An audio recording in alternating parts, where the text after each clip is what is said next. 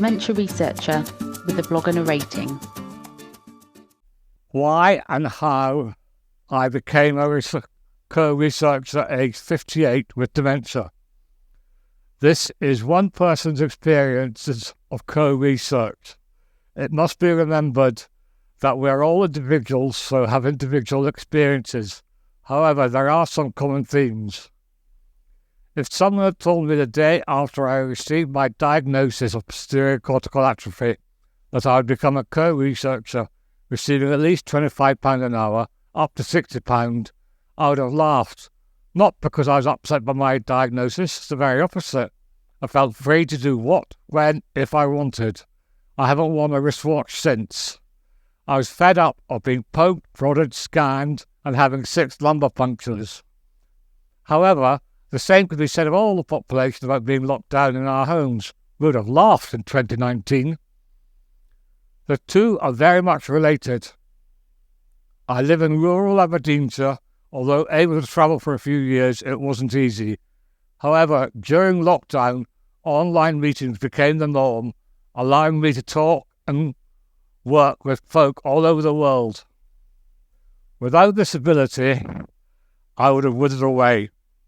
My neurologist, who I see every 6 months, as he is fascinated by my cognitive abilities, has actually told me that I would have been in residential care 3 years ago without all my work.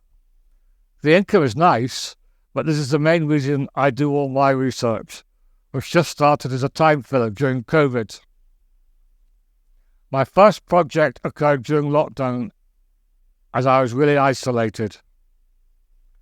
It was a co-production of the history of a short-lived Scottish charity to which I'm forever grateful, as it allowed me to feel enabled and independent. We worked through teams, and during this project I realised that my skills I'd picked up through work were very useful to academia.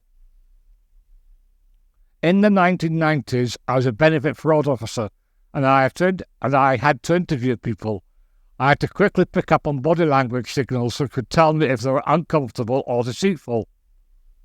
This was especially important as sometimes it was, quote, under caution, unquote, and would be in legal proceedings.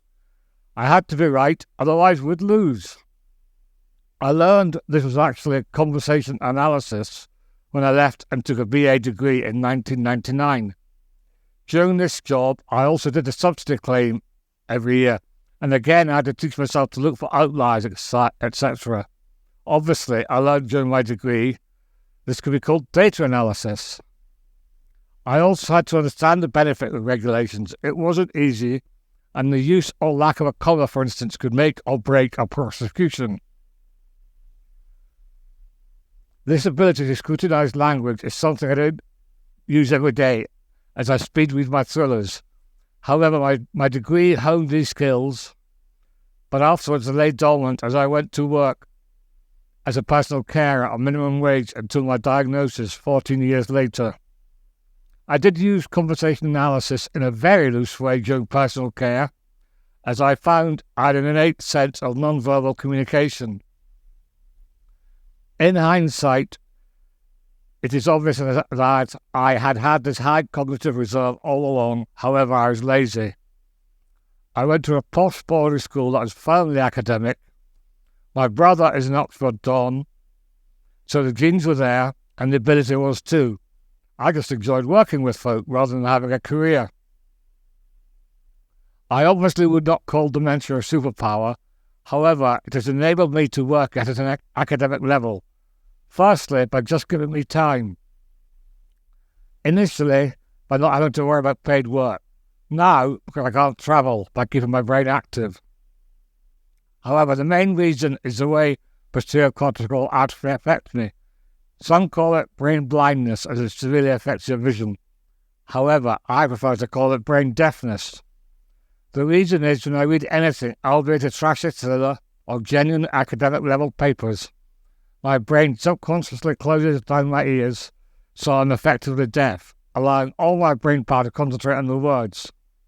Just as if I'm listening or talking, my eyes shut. This is very obvious in online calls. There is a massive downside. The longest I can work is 3 hours a day, and I'm often asleep by 8 p.m. As you can see, I'd much rather be involved in a meaningful way with co-research, but I do make one exception.